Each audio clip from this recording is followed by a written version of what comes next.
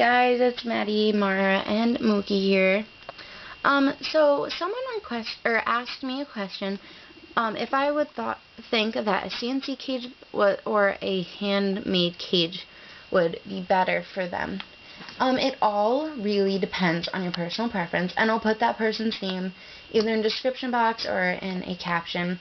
I'm sorry I can't remember your name right now, but my preference, just specifically me, I prefer C&C cages, mainly because I'm not that creative and I'm not very good with making a cage out of wood.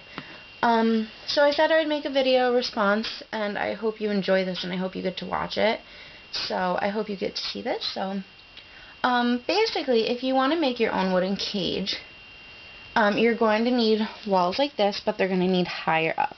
My walls are 6 inches high, and you're probably going to need 10 to 12 inch high walls. This is about 12 inches high from here to the ground. 12 inches, I want to say, because these grids are 14 inches tall. So I bet that's about 12 inches or so.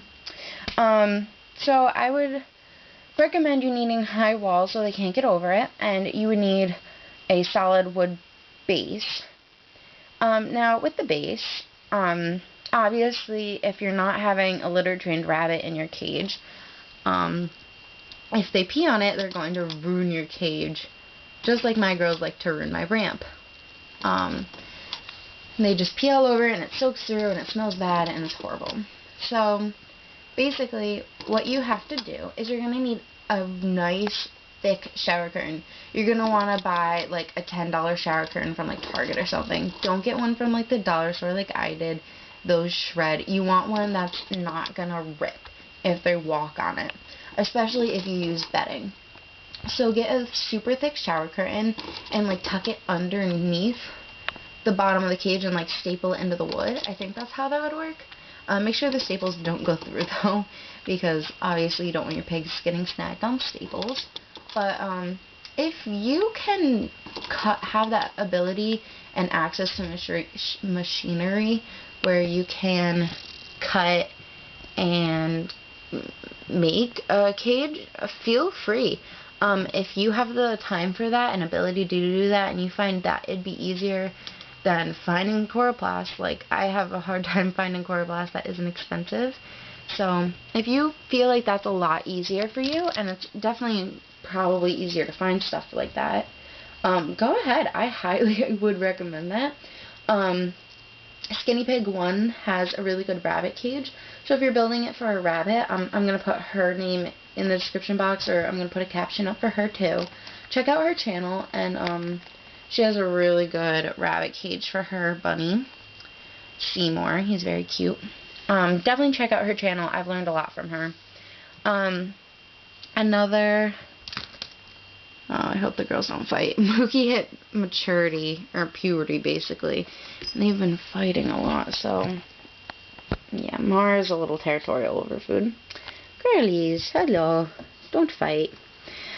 So as long as all of the wood, including the sides of your cage, have a shower curtain that is stapled and secured to your cage, it would work perfectly fine. The shower curtain is waterproof, and if you're using fleece, it'd even be better, because that way they wouldn't be walking on it, if that makes sense. If you're worried about them ripping the shower curtain with their nails, I would definitely use fleece, because they wouldn't be walking directly on the shower curtain. They'd be walking on fleece and towels or whatever other absorbent layer you'd use. And also, on the same topic as that, the thing with C&C cages is that it can get expensive. It's cost about $40 total just for my coroplast. Hello, Mook. Little black blob. And these grids probably would have cost me $45, $50. I got mine at a garage sale for free, so I was very lucky. I got all of my black grids, these larger grids, and I got all of my colored grids, and I still have 4 extra and a huge playpen left over. And I got all of those grids for free, and all I basically spent was the cardboard and the shower curtain, which I'm now switching to Coroplast, not because my alternative isn't good, just because the girls kind of poked tons of holes in it when I was using bedding because I didn't pick the correct shower curtain. But if you did, I'm sure it'd work out well for you. It's just not.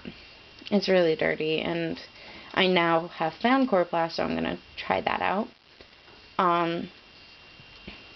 So yeah, if you are using bedding, I'm sure it'd be fine. I would just make sure your shower curtain is durable enough.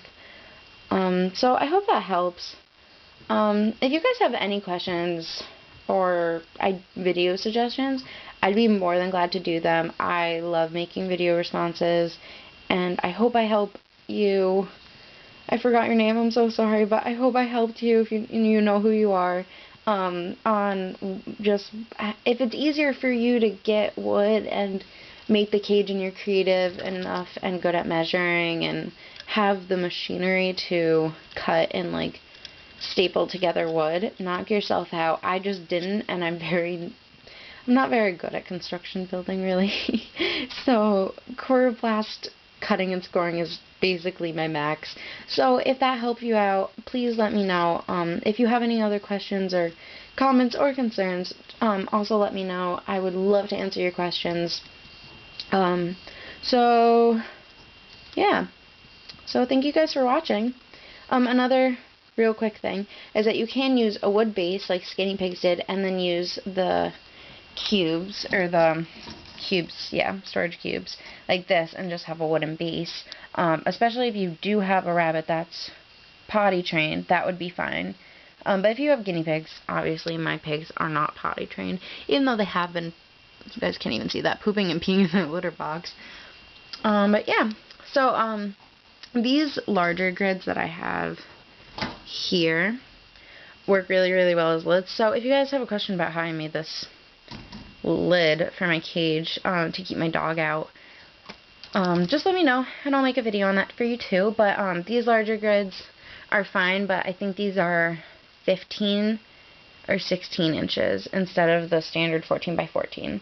So just keep that in mind when you are buying your grids, to check the dimensions on that, just to make sure you're getting the right grids if you are using grids. So if you have any question on where to get Coroplast cubes, I would be more than happy to make another video on where I got my stuff, and a lot of stores where you can get this stuff. So I'd be happy to help you out there. So it is election time too, so you can get Coroplast signs and just tape them all together and make that.